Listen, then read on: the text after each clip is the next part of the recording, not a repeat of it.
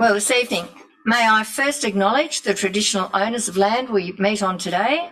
I humbly pay my respects to the people of the Wiradjuri and Ngunnawal nations, their past, future and emerging elders. If you are asked to evacuate, the emergency procedure is to exit via door leading out of the building directly outside the council chambers and proceed to the footpath opposite the council chambers and await further instructions. This council meeting is being streamed live, recorded and published in accordance with council's live streaming in council meetings policy. To those present in the gallery today, by attending a public meeting of the council, you're consenting to your image, voice and comments being recorded and published. Anyone who's invited to speak will be recorded and their voice, image and comments will form part of the live stream and recording. The Chair and or the General Manager have the discretion and authority at any time to direct the termination or interruption of live streaming. Such direction will only be given in exceptional circumstances where deemed relevant. Circumstances may include instances where the content of debate is considered misleading, defamatory or potentially inappropriate to be published. Attendees are advised that they may be subject to legal action if their actions result in inappropriate and or unacceptable behaviour and or comments. Today, we don't have a public forum, so we'll go on to attendance. I haven't received any apologies. No apologies. Any disclosure of interests? No? Well, let's move on to what we're here for, and that's EOM 6.1 2220, endorsement of the Hilltops Community Strategic Plan 2022-2023, the Hilltops Council Delivery Program 2022-26, and Hilltops Council Resource. Hilltops Council Resource Strategy and Results of Public Consultation. Thank you. Councillor Fitzgerald, a seconder. Thank you. Councillor Foreman. Councillors, the report is in front of you. We're here today after the reports have been out on public exhibition. We have seen these in draft form, in one form or another. We've had quite a bit of discussion about it.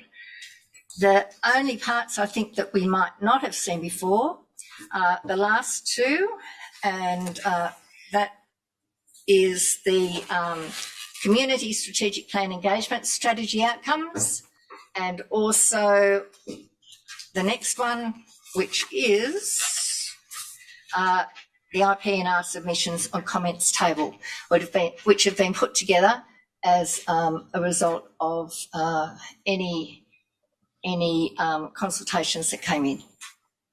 So I put it to you.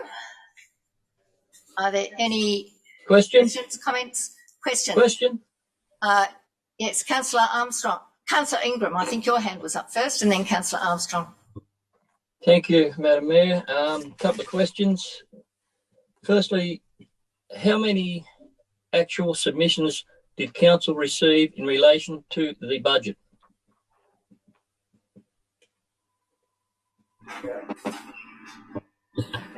The answer is 0. Thank you very much for that. That confirms it. All the smarty people out there in the world are happy. My second question is, in regards to the employee costs, it might have been spoken about once before, memory doesn't serve me too well. In the sewer and water funds, the employee costs in the water fund in Young is up 300,000, it's up 50,000 in Boorowa, and it's down 75,000 in Harden. The sewer fund in Young is down 190,000, Boorowa is up 16,000 and Harden is down 18,000. Now I realise with the water and sewer in Young there's 300 up and 190 down. Are we splitting forces? Are these figures anywhere near being correct? I just can't see how employee costs are going down unless we've got rid of a lot of employees. So can someone explain that to me, please? Through you. I'll just pass that. Sorry, through you, Madam Mayor. We'll pass through to Simon Doolan to answer to that question. Through the chair. The allocation of water and sewer, historically we've tried to break that down into percentage of where they're working, either in the water or the sewer area. Under the new plan, the organisational structure, we've aligned those to their home cost centres, and that being both water and sewer. So we've separated employees out to allocate them to that specific home PJ. So you have those movements and variations, which then should align to your overall employee costs in that particular area. But we have moved them around fractionally. And there has been where we had for example, someone working, we may have had them 70% in sewer and 30% in water. We've realigned those based on the new organisational structure. Thank you for that, Mr. Dooley. Appreciate that, and I look forward to the corresponding figures next year to see how it went. So I hope it goes good. Thank you. My next observation is to probably all councillors, and question to Madam Mayor, maybe. If you look at the bottom line in the general fund, in the long-term financial plan, and you look at that line that says surplus or deficits, minus 7.5 million, minus 10, minus 10, minus 11. I mentioned at a meeting earlier this month that the outlook doesn't look too bright. I think if you have a real close look at those figures across the bottom line, they might reinforce what I said the other night about our budget. And Madam Mayor, when you mentioned the other night, we talked about budget, and you mentioned that you spoke to some young people who were looking into the future and very bright with Hilltops. I wondered, did you mention that bottom line to them, or were you looking at the trees? Thank you for your observation, Councillor Ingram. I take it you never pointed out. Would you like the bottom CFO line to comment on that for you? I'd like to be told how we're going to turn it round. So, Councillor Ingham, under the new structure, our wages will produce a saving of $2 million. I think, as I mentioned previously, in 21-22, the estimate at the moment is we've capitalised about 2.8 million in wages, whereas last year we capitalised 5 million. Now, in this analysis, we've been conservative and we've done two things. We've only capitalised 2.5 million in wages, and we've been conservative on our grants because we're not aware of what our level of grants will be. And so as a result of that, that picture should get better, and we're predicting it to get better once we've got in place the new structure, which is in place as of Monday. So we've shown, we have detailed what may appear to be a gloomy picture, but the strategy is that in fact we'll capitalise wages and we'll pull that back. But we've also, as you can see there, we have not. We've been fairly conservative. You can see that we've actually reduced the grant figure substantially in the forwarding years, which obviously has an impact on our level of actually employee costs that we currently have.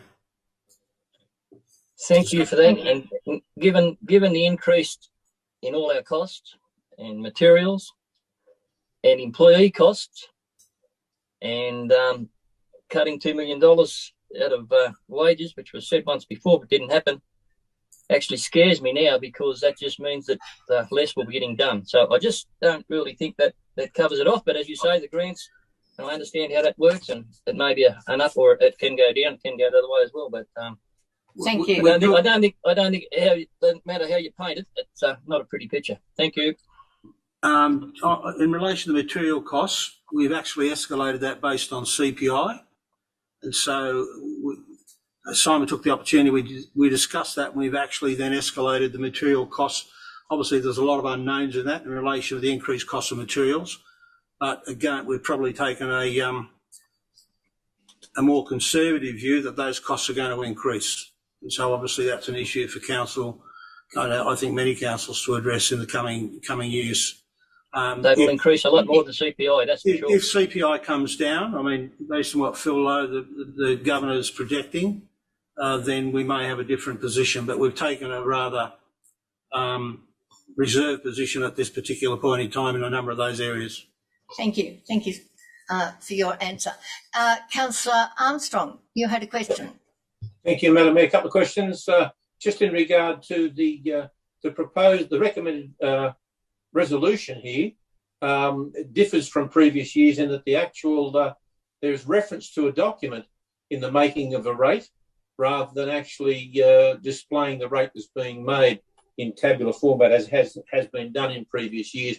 I'd just like an assurance from the staff that the provisions of section 494 of the Act are being met by having this recommendation in this format. That's the first part of it.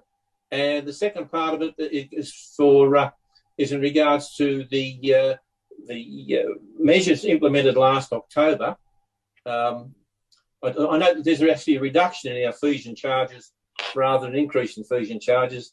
That probably, on the face of things, flies in the direct conflict with the recommendations adopted by Council last October in regards to its financial position. I'd just like some comment there, please. Through you, Madam Mayor, I'd ask the CFO to respond to the format of the rates.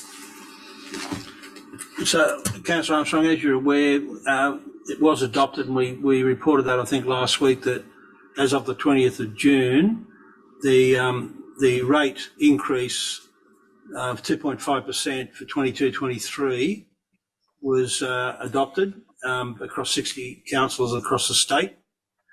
So we've included that in the 22-23 figures.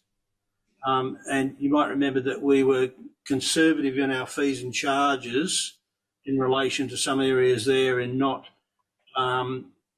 which probably differ, well, they do differ from the October recommendation in that we only increased those for 2% plus 3% CPI. So one could argue there's a slightly different correlation between that and the expense increase that we made in, say, materials and contracts. And again, we've taken a fairly conservative position there. Through you, Madam Mayor, just could the CFO confirm that the rates, the format of the rates is in accordance with the relevant sections of the Act? Yeah, sorry, definitely, Councillor Armstrong. Yeah, we're definitely complying with the Act. We're not deviating from that at all. Thank you. Thank you, Councillor. Councillor Piper, you had a question? Yes, just a question. On the restructuring of our council recently, how many employees were terminated?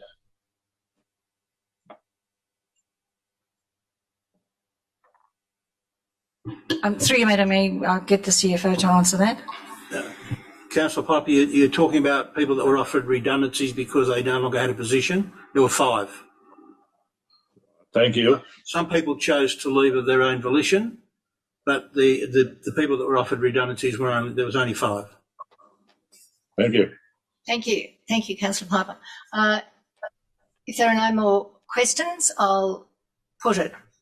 Those in favour?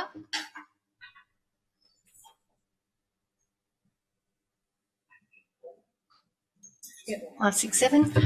Councillor Piper, Councillor Mackie, Councillor Armstrong, was your hand up? Yes, it was. Yes. Councillor Dodd, Councillor Ingram, was your hand up? No. And in the chambers, Councillor Foreman, Councillor Fitzgerald and Councillor Madam Mayor Rolls. Yes. Those against? Councillor Ingram. I declare the recommendation carried. Well, that is our meeting for today. Thank you, councillors, for coming, and we will proceed. So thank you for your attendance this afternoon, and take care with COVID. We don't want any more going down with it. Thank you.